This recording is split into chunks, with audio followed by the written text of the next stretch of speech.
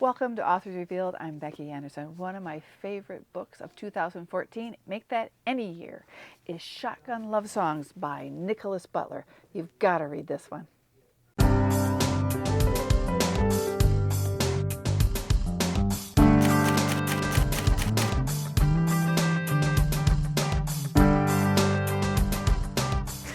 Well, Nick, I am so excited you're finally here. I'm so happy to be welcome here. to Anderson's in Naperville. It's good to be back. Oh, it's so great to have you back. And this is a book that I have absolutely adored. And I know you came through and saw us last fall. Yeah. With and passing out advanced readers' copies Yeah. of the book. And so you did a mini tour before, and the book just released a couple of weeks ago, officially out in the world, right? Right. So how does it feel, your debut, your baby out there? It's totally bizarre. I mean, the whole thing is, when you're writing a book, you have no expectation that it's even going to get published. So, Right. all the wonderful things that have happened after we got that initial news, it's just, it's just crazy, It's crazy, a little surreal. Yeah, it's very surreal, but it's wonderful. Yeah.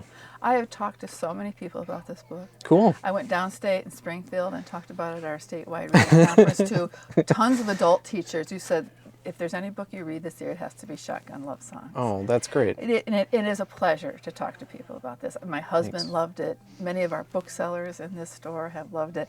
Thanks. I just want to know, though, the impetus for writing this story. This is your first novel. And where did the seed, that little germ, begin for this beautiful story? Yeah, I tell people that it mostly it was kind of the emotion of loneliness and homesickness. My first semester at the Iowa Writers Workshop, I was away from my family, and I was very lonely and homesick, and I was thinking about a way to get back to my hometown and my family, and that's where everything in the first chapter kind of sprang from. But it wasn't really like an idea or a plot or anything like that. It was mostly just a feeling. A feeling. And you start the book off from Henry's perspective, right? Mm-hmm. I thought the beauty of this book, and I don't know how you did it, because I'll ask that a little bit later on, but it's told from the perspective of 5 people. Yeah. 5 people who grew up who are really good friends in a small town in Wisconsin. But to me, I don't know how you channeled all these different voices, but you got such a full picture of how we grow up in a place, but how we develop as friends, but how relationships change and all that. But I'm blown away by the attention this book is getting, because it so deserves it. It had the back page of the New York Times Book Review this last Sunday, and 2-page spread on the New Yorker. That's phenomenal. Yeah. So I just want to tell congratulations to you for Thanks. all the attention. Yeah, again, this book is getting. you certainly don't expect that when you're writing it, and so it's all been wonderful. Yeah. So tell us about a little bit that first word when I know you submitted it to other publishers besides St. Martin's, but what was it like when you got that word from them that, hey, we're gonna publish this? Well, the process up until sale was probably at least a week, but maybe 2 weeks, because there was so much interest that it went to auction. So then there was a period of at least a week's time where I was talking to different editors who wanted to work on the project. And that was very surreal, because when you're writing something, you're doing it by yourself. And to suddenly have a readership in New York City that was connecting to it was very bizarre. And then, the day when we sold it was just, a dream come true. So that little pre-pub tour you did last fall, and I don't know how many stores you would do, but mostly just stay in the Midwest. Mostly in the Midwest, yeah. As far east as the Ohio Valley, but mostly in the upper Midwest, yeah. Well, I think what you did with that, it was the #1 independent bookstore pick, the #1 indie pick for March, which I was so happy to see. I was happy too. But I think your little tour really helped, because it made us all want to read. Meeting you made us really want to read this. Well, I give a lot of credit to St. Martin's, because they really wanted to work with independent booksellers, and they knew that was going to be a key to sort of like launching the career of somebody who nobody knows about. And it's a novel that doesn't have like a formulaic plot. Right. So you need good readers to sort of invest in it. And I didn't really understand that at first when we were on the tour, but then I realized, like, I've made all these wonderful friends and they're sticking up for the book, and it worked perfectly. Yeah.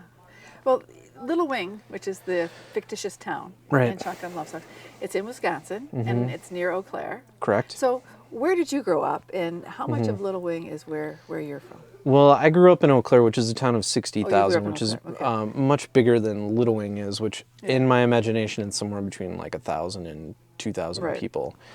And it's really a composite of some small towns that are south of Eau Claire that I've spent a lot of time in. But really, you know, Eau Claire is much different than Little Wing. Much different than Little Wing. Okay. Yeah. You know, after I finished this book, and it's been a number of months now, but the characters keep coming back to me, which is so interesting.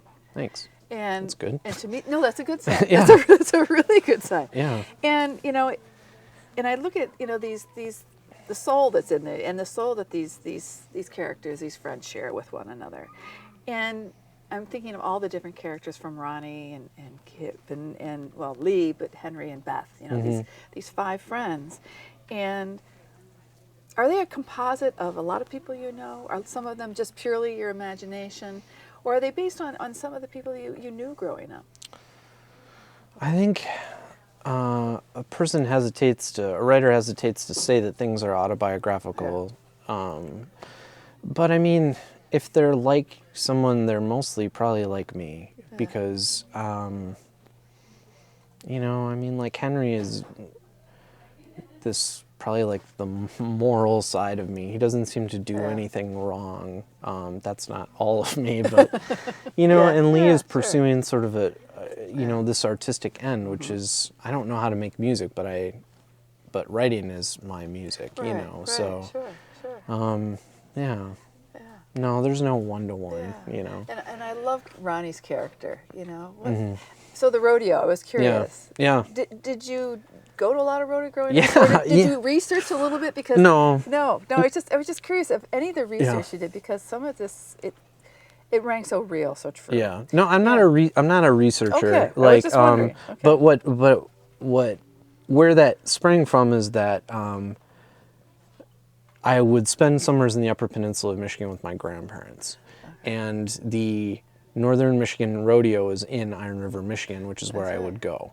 Every summer we went to the rodeo because it was an easy thing for my grandparents to do with us, and I love rodeo. I mean, it's a brutal, amazing, romantic sport. So. Right. So these 5 friends, how hard was it to get their voices, to channel them? Because when each section in the book is from their perspective, and they're narrating the story, was it hard to put the book together, to tell the story in these different chunks of characters from the different characters? Was that hard to channel their voices, to fit it together? Yeah, I mean, it's slow going. Like, Henry was the most sort of natural voice, but after that, what you're trying to do is sort of like find, not like truth is a big word, but you're trying to find something, and you're using these different perspectives to get at that thing.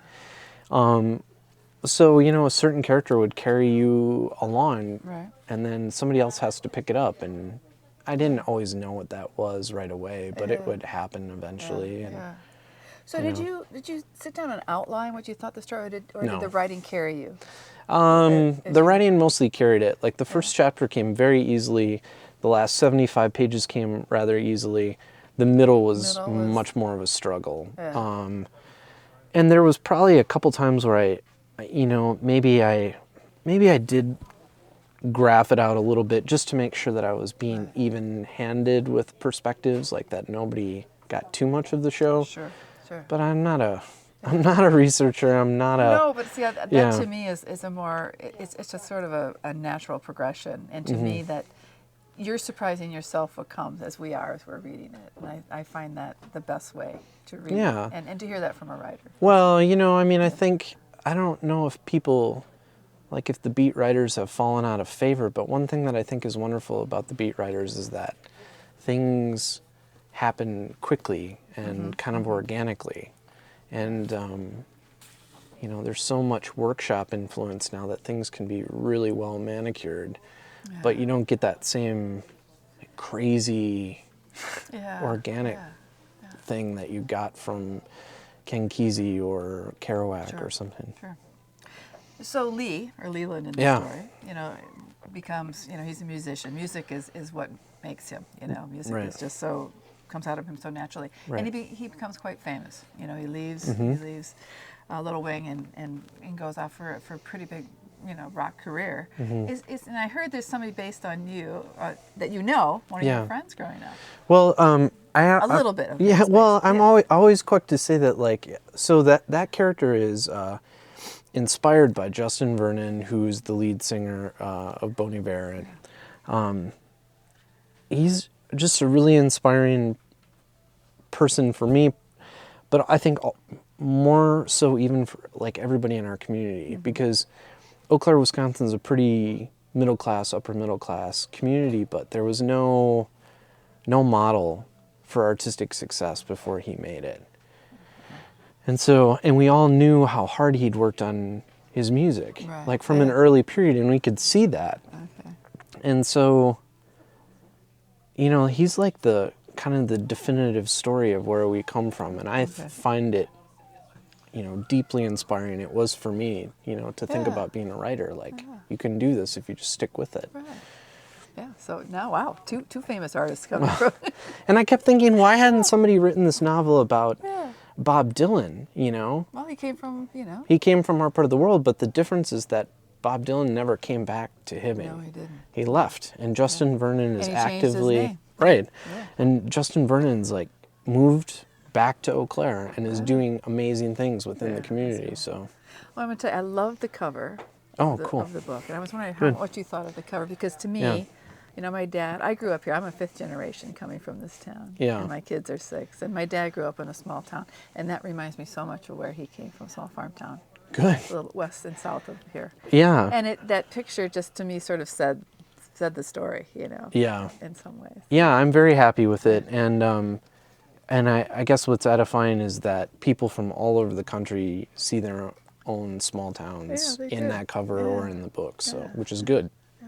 So the friendship, you know, that are in this story, and of course, and the love, you know, and Beth, you know, the one female friend of the 5, you know, and I don't want any spoilers because we don't want to tell what happens in the novel, but, you know, the tension that changes when you're young and then as you grow, and then so that competition and tension that occurs. Yeah. You really captured that really well. Thanks. And especially with Lee, and then, of course, you know, with Kip especially, you know, I think there was some resentment on his part and that sort of thing. Being the guy who leaves town, but he goes and makes it pretty well in business in Chicago, and then he does eventually come back, you know, in some way. But did you feel that tension, and you know, when you were growing up and then left, you know, to go to school and that sort of thing, and now you're sort of back in the same area where you grew up?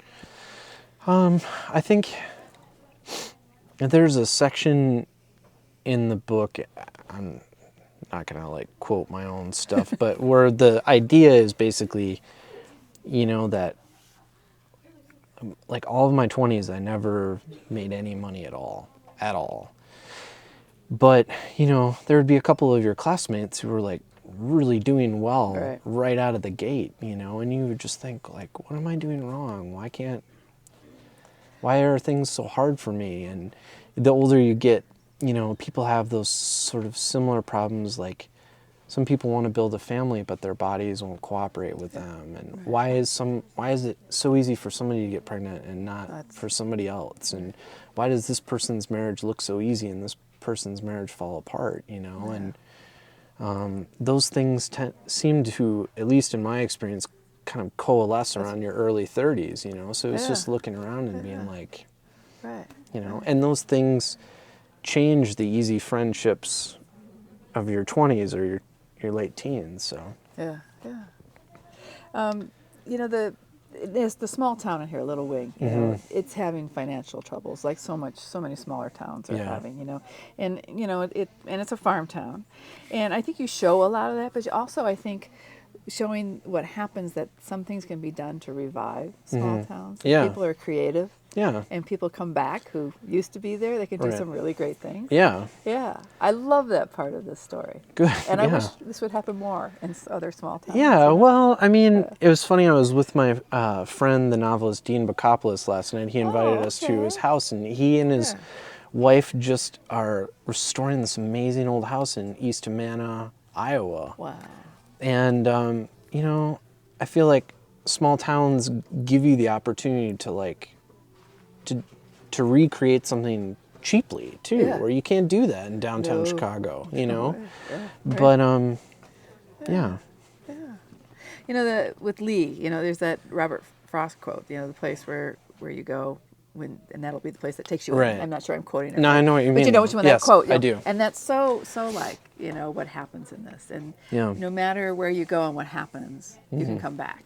Yeah. Because people will always take you back in, you know? Let's hope so. Let's Yeah. hope so. Well, I suppose There has there to are be some cases somebody, where maybe that some won't place to take happen, you back that in. won't. You know, and on the front of the book, and I know that's more of a water tower, but the feed mill, which becomes sort of an iconic place in the town that happens in there. Was there a place like that in Eau Claire growing up? No, not so much in Eau Claire, but I realized, okay, so when I was writing things, I wasn't conscientiously always thinking like, this is that in the world, this feed mill is that feed mill. But what I think where it came from is that my best friend Josh Swan had a boat shop in a feed mill in Mount Horeb, Wisconsin. Oh, okay. And while he had his boat shop there, the owner was taking the feed mill down to turn it into like office space. And so I spent a lot of time in there talking to Josh and playing with his dog, and I could smell, years later, I could smell what it was like and how the light came into the building and things like that. Yeah. But I wasn't conscientiously thinking about that as I Right. wrote it. It just kind of was there. Because I saw this place so visually for Yeah. me, reading this. Yeah. It's like, I want to go there. I want to see Yeah. this place, you know.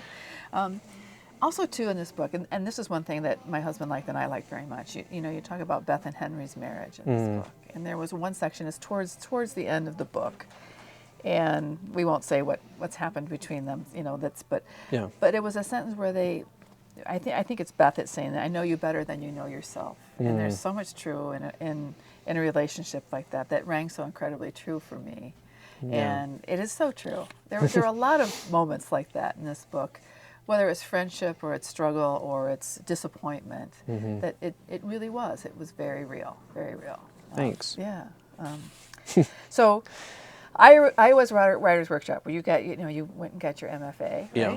Yep. So tell me what that experience was like. With so many people incredible writers have come out of that program. Yeah. And what was it like for you? It was wonderful. It was it was one of the best things, aside from family-related moments in life. That's probably one of the biggest things that's ever happened to me. It was a huge vote of confidence for me to stick with my writing, the ability to study with James Allen McPherson and Sam Chang and Ethan Kanan and Jim Galvin and all these, truly heroes of mine. And there's hard to sort of, there's things that I experienced that are difficult to sort of, like, how are you supposed to quantify what education means or what friendship means, but I've made some wonderful lifelong friends there.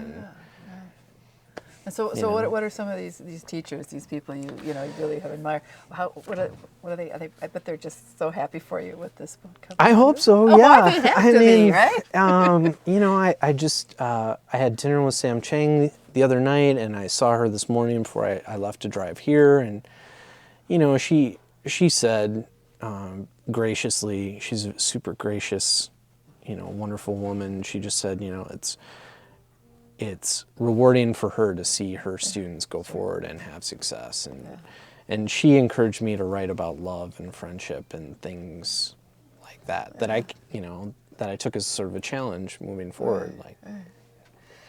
So, after that pre-pub tour you did of mostly the Midwest or the Great Lakes area, and thinking about how Midwest or Great Lakes this book is because of where it's taking place. What do you think it is about, having gone to the Iowa workshop and What do you think it is about the Midwest and those of us here? Do you think there's something about us here?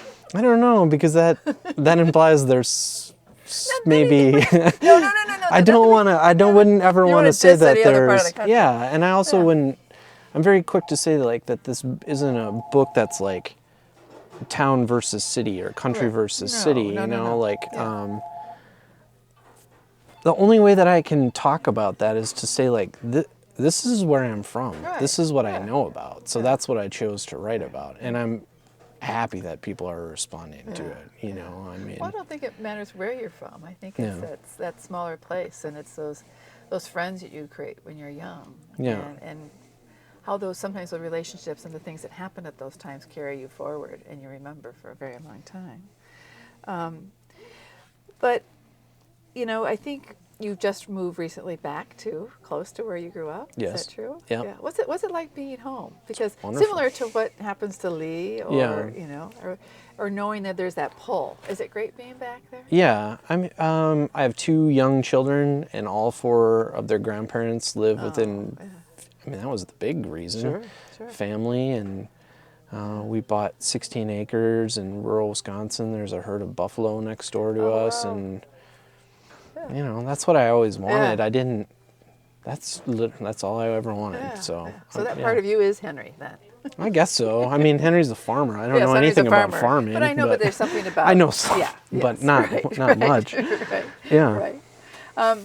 In the book, Lee, that celebrity that he gets because of his music and everything, and of course, without any spoilers, it's the woman he gets and eventually marries in the book, and seeing the flip side. Here you have small town life and people who remain friends, but then one of them becomes famous. That celebrity life, but finding out that there's that flip side that's really negative about celebrity.